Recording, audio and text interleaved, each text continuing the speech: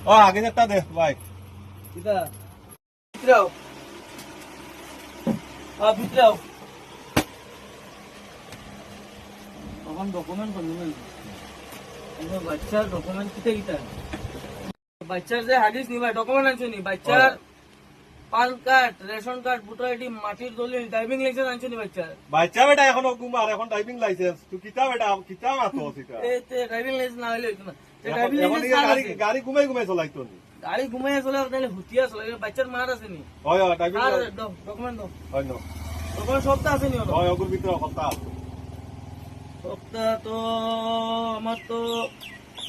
বাচ্চা আগে কিছু লইছিল নি গাড়ি হলি ফাইন্যান্সে